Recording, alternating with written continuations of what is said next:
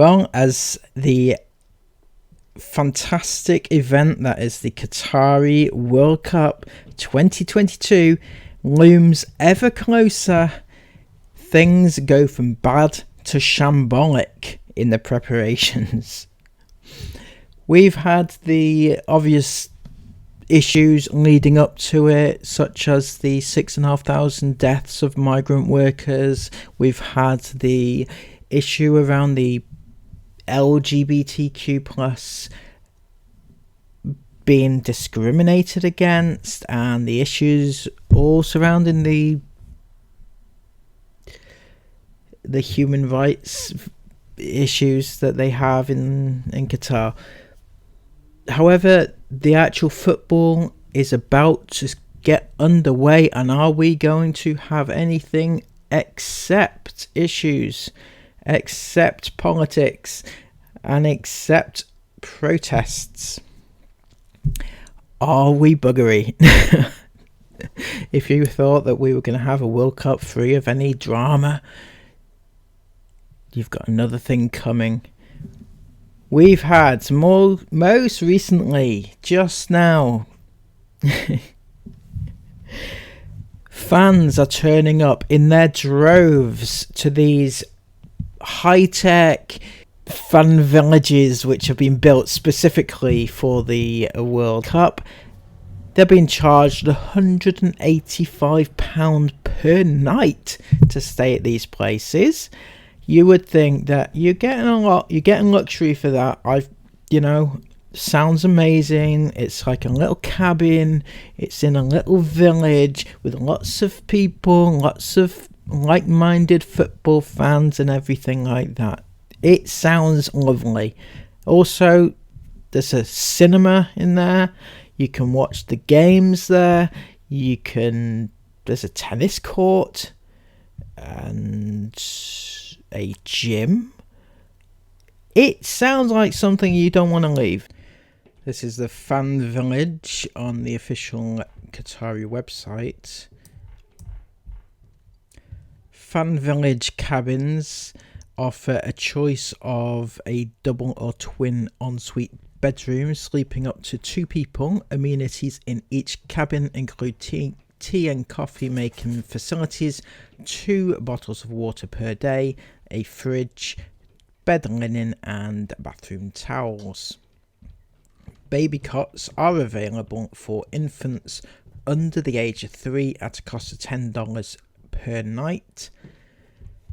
Please don't take your 3-year-olds or babies to this high intensity heat to stay in what can only be described as a storage container. Just don't do it. Features are 24/7 reception and guest services, housekeeping 2 times per week, walking distance to metro, food and beverage available on site, Wi-Fi complimentary. That's nice of them, isn't it?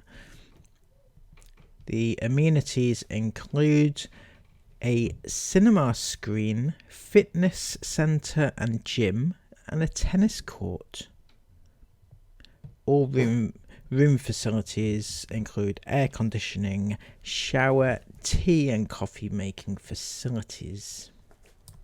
It sounds like Disneyland, but as fans turned up, it looks more like Pontins. It's basically these like porta cabin things, like storage containers. That's basically what they are, storage containers with a couple of beds in them. There's a fridge, tea and coffee making facilities, and a bathroom. And that is your lot. But when you go out, as you can see by these pictures, you can see that it looks like a building site. It just looks like a building site. There's construction everywhere. There's diggers apparently, and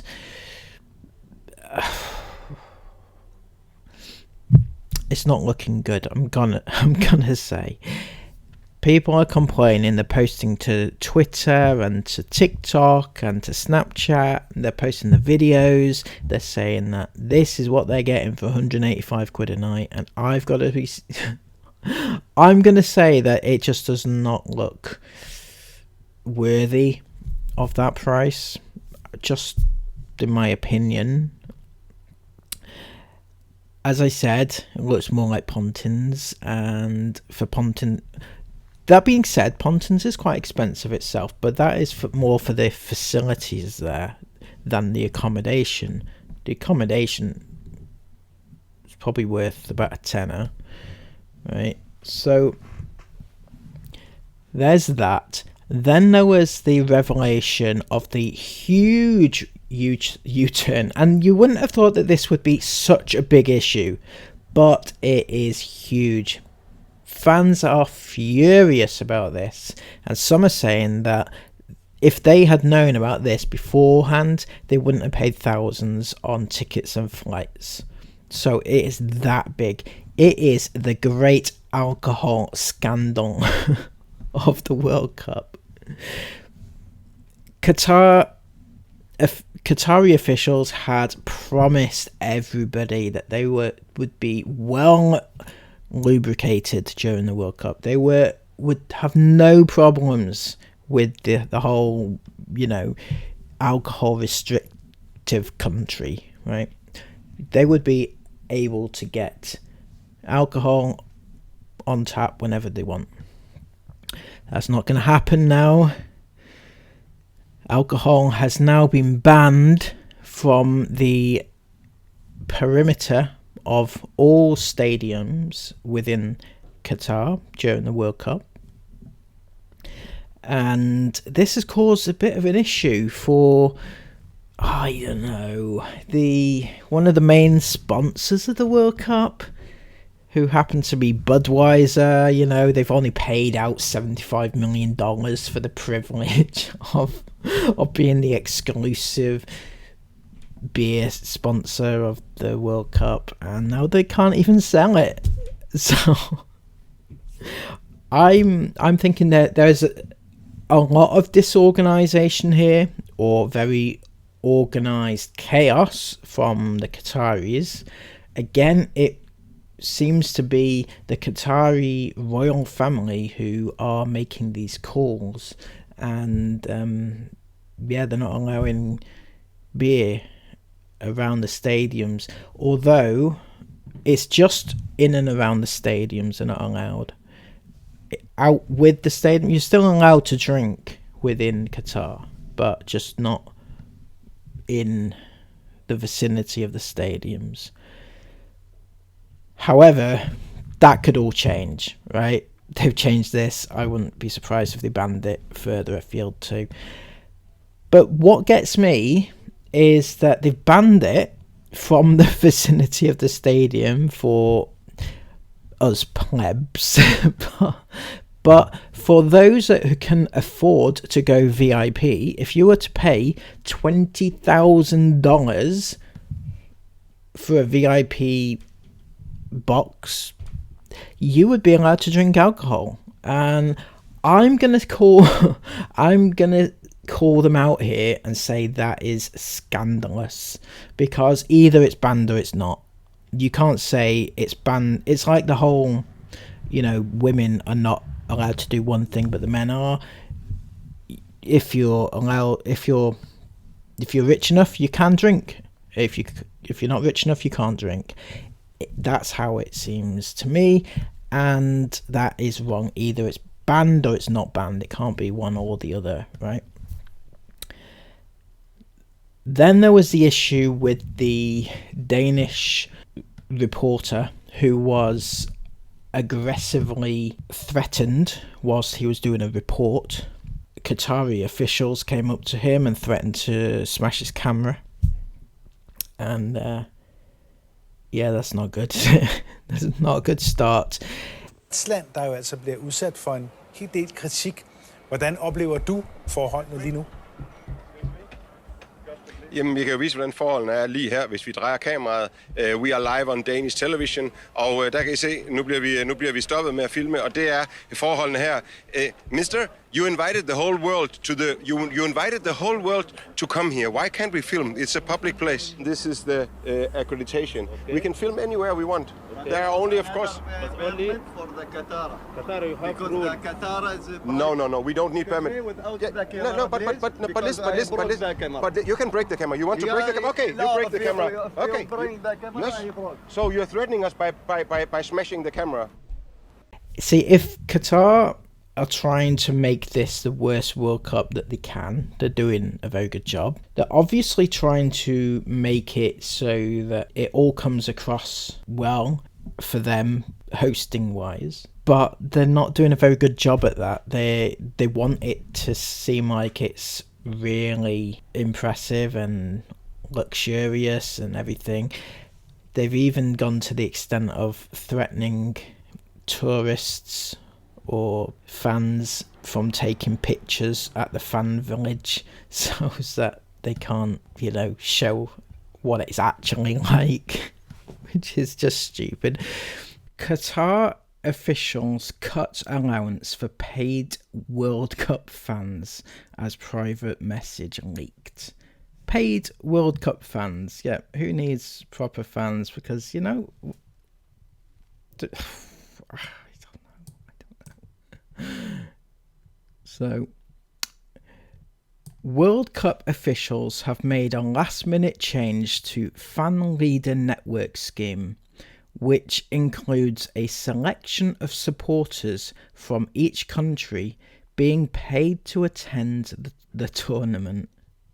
Shortly before participants' journey to Qatar, organisers supposedly informed them via email that their daily spending allowance was being cut. The fan leader network scheme includes some supporters having their flights and accommodation paid for under the proviso that they chant at games and spread positive messages about their experience. I'm sorry, but if you need to pay people to chant at games, which should be a given during a World Cup, there really is an issue here. You're not selling as many tickets as you would like, perhaps, but come on, I mean, that's ridiculous, isn't it?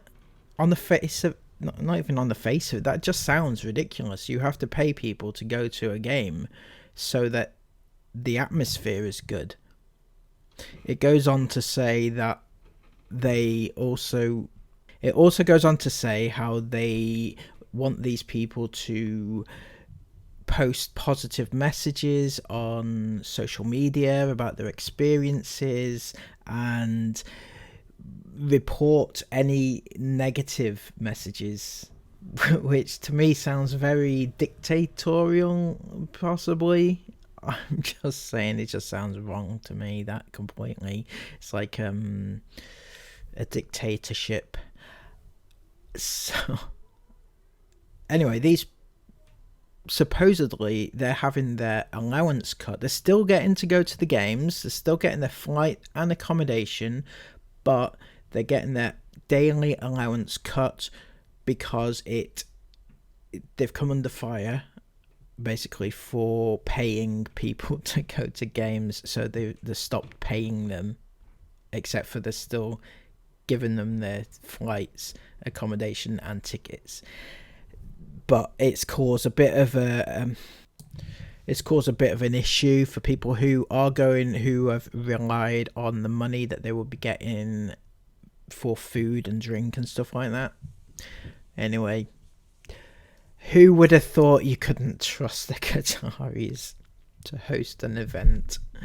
FIFA are put on alert over integrity of Qatar matches just 48 hours before they kick off the World Cup, as governing body is warned about an unusually high number of penalties being awarded to the hosts in behind closed doors warm-ups. Now, this is very interesting and, to be honest, not entirely unexpected. Qatar's results in the build-up to the World Cup have been called into question on the eve of the tournament opener against Ecuador after FIFA received an integrity alert. One of FIFA's integrity partners has contacted the world governing body in the last few days, highlighting an unusually high number of penalties awarded to Qatar in their pre-World Cup friendlies, many of which were staged behind closed doors and not televised or streamed. So basically, it goes on to say that many of these games, because they are not televised and data was very secretive over these games, that even FIFA are having difficulty verifying the validity of these claims. But basically, somebody has sent a report to FIFA saying that they're getting a lot of penalties, unusually high. Because I don't know how many that is. Apparently, they played 7 games and they've been awarded a lot of penalties. In friendlies, probably you wouldn't get as many penalties as a normal game because it's just a friendly. So is this indicative of what we have to look forward to in the World Cup coming up? Is this another thing? The thing is that it hadn't entirely not crossed my mind, given the nature of the bid that they won for the World Cup was based solely on bribing FIFA officials. So it is not beyond the realms of fantasy that Qatari officials could bribe FIFA officials again during the World Cup, and why wouldn't they? It also goes on to say that Qatar, the team, are under pressure from the organisers and from the royal family, who seem to be involved in a lot of things, royal family. Anyway, they're under pressure to qualify out of their group.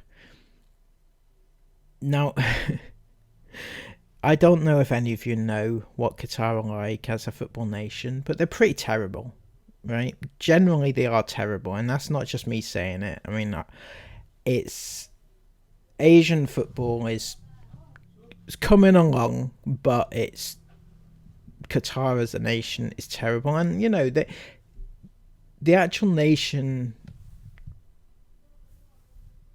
size-wise is small. It's like Wales, right? It's got a population of Wales, so naturally it's not going to have a large selection of players to choose from. So it makes sense that it's going to be a lot behind. So for them to have expectations and hopes of qualifying, I'm going to say it's not going to happen, and unless there is a major bung going FIFA's way, it's just not going to happen, in my opinion. And I'm going to call foul if something does happen that they do qualify. I'm sorry. I mean, a lot of people are criticising FIFA, rightly so, for being corrupt. But don't forget, it's the Qataris that bribed them in the first place, so they're equally as responsible for it. Anyway, I'm gonna keep you updated about the ins and outs as we go. Good luck to Qatar in their first game. I'm sure that you're gonna win, and that's against Ecuador. For those who don't know, I'll be on the support of the South Americans. Not biased at all. Usually I do hope for the host nations of tournaments to do well, because it makes for a good tournament. But in this case, I'm going to make an exception, and I'm going to hope that they get fucked over. Sorry for my language, but, it's just my opinion. I will bring you all the news as it happens for the next month. So hit that notification bell and the subscribe button first, otherwise the notification bell doesn't do anything. So take care, and I'll see you again soon. Bye bye.